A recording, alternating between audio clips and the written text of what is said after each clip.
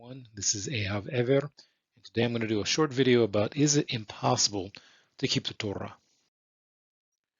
So this question came up during a forum that I sometimes have frequented, and there was a person there who off and on had been trying to make the claim that the Torah was impossible to keep. Now, interestingly enough, this was someone who had never kept the Torah in their life to begin with, saying that it was impossible to keep.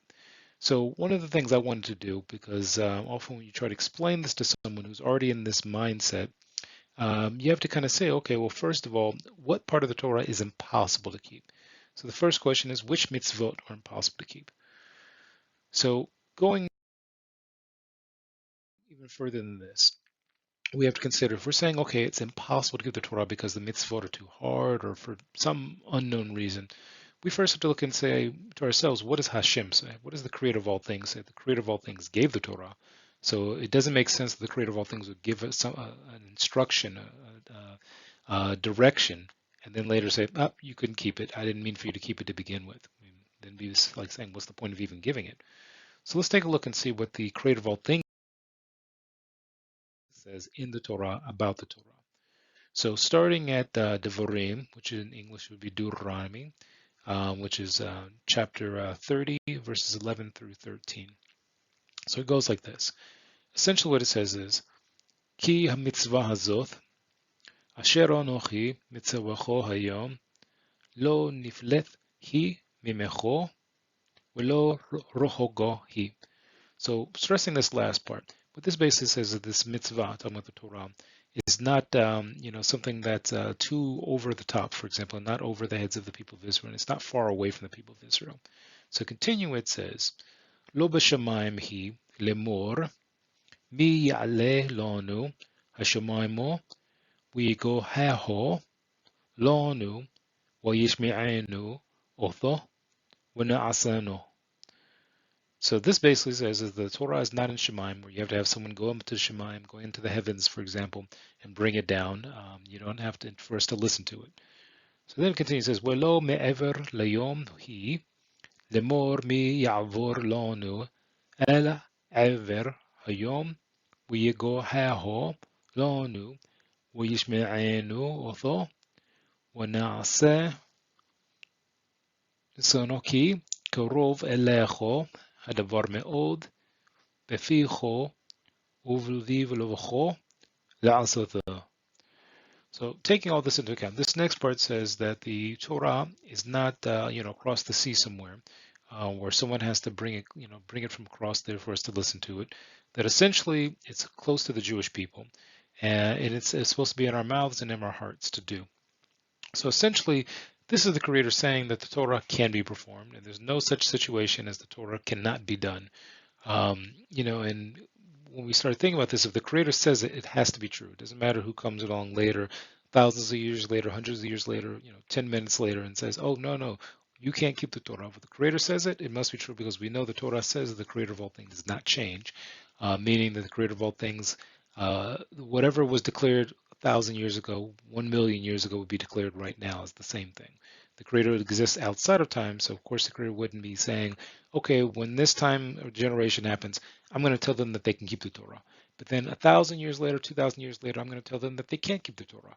No, the Creator doesn't exist like that, because the Creator exists in all of the time frames of history. So let's deal with the issue of, okay, well, if someone wants to say, well, the Torah is impossible to keep, well, let's look and see, well, what's impossible about keeping it. So the Torah has several different components to it. First of all, you have what we consider to be 613 mitzvot, which is the basis of the Torah. These are the mitzvot that when you go through the Torah, generally speaking, it's accepted there's about 613. These different mitzvot deal with things that are daily and personal, that are seasonal, judicial, in terms of temple, and also the Kohanim who are supposed to serve in the temple. And many of these elements are things that are in the ultimate sense of doing them is supposed to happen in the land of Israel, but even when a Jew is not in the land of Israel, they can be done. So let's look at a few examples. Now, this is something I showed in my previous video concerning the gender roles question that came up. So if we look at a woman, let's say an average Jewish woman living in the land of Israel, what are some of the basic mitzvot that she's responsible for, in a regular day, a regular week, a regular month, a regular year? Well, first of all, she's responsible for when she's in a period called Nidah, which in English would be menstruation. That when that time is over, she goes to a standing pool of water that she dunks in, and essentially that's where it has a mixture of rainwater or natural water and also water that's added to it. So I don't know what's impossible about keeping that. I mean, simply, women can do that pretty easily. I mean, Jewish women have been doing it for thousands of years. Another mitzvah that's considered to be concerned with Jewish women is preparations for the Sabbath, for Shabbat or Shabboth. Essentially things like making halot, which is bread. Well, I don't know anybody who's going to say it's impossible to make bread. The next thing is being modest, and this is one aspect of it is dressing modestly. Another aspect is acting modestly, and that's considered to be a big mitzvah for women.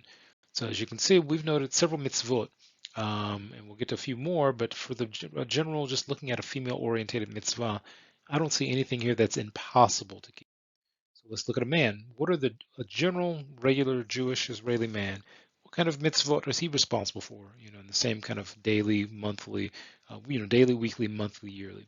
Well, tzitziot, to take, the particular types of strings and attach them to the four corners of his garment. To wear tefillin during shacharit, the morning prayer, or throughout the day if he's able to. And for example, which one thing I missed on when I showed that last slide was keeping the Chagim. During ancient times, every Jewish man between a certain age group was supposed to show up to Jerusalem during a certain time. So of course, these are not impossible things to do. I mean, it's not like someone says, okay, we have to climb a mountain every 2 days. That might be kind of hard to do for the regular average person, but saying these kind of things are impossible to do, we'd have to have someone show us what's impossible. There's nothing impossible about keeping the Torah. So these are some more general things that are a part of keeping the Torah, the keeping kosher, having matzot on Pesach, honoring your parents. I mean, these are all mitzvot from the Torah. Making bread, not working on a certain day of the week, Shabbat or Shabboth. So what's impossible about not working on Shabbat and not doing work on the Shabbat? What's impossible about honoring your parents? I mean, if that's the case, then nobody can honor their parents, and therefore we have to accept that people disrespect their parents. So then, like when you look at the temple, the work of the Kohanim in the temple, there's nothing impossible about that. I mean, if anything, you could say that this might be the more intensive aspect of it, but only Kohanim are supposed to work there. So this would be like saying electricians. Someone who's a certified electrician, it's impossible for you to keep the rules of electrical engineering, the rules of electronics. It's impossible for you to keep that because there's a lot of rules when it comes to electricity. The same way when you're dealing with the temple itself, the Kohanim were the experts. They were the ones who dedicated their lives to that.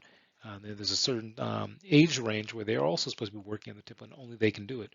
So essentially, there's nothing impossible about maintaining the Mishkan or the temple when it stood. So let's give, I guess, look at an example of why this claim of something being impossible in terms of the Torah doesn't make any sense. Let's consider some aspects of the United States law, just as an example. Think about the laws of driving in any state in the U.S. There's a lot of rules and regulations and a lot of information that a person would have to know before they can drive a car, and they'd have to maintain the knowledge of while they're driving. So it isn't just like, for example, you go take a test once, they give you a driver's license, and from that point on, you can just drive any way you want. For the rest of your driving career, you have to remember all those laws and apply them and live them out in practice. So if you look at the number of laws and the number of laws differences in the laws between states, you could easily have a situation where a person is keeping thousands of laws in order to safely drive a car. So this is what I found interesting. When I was looking at the issue of saying, okay, well, let's take an example, U.S. law. How many laws are there on the books in the United States?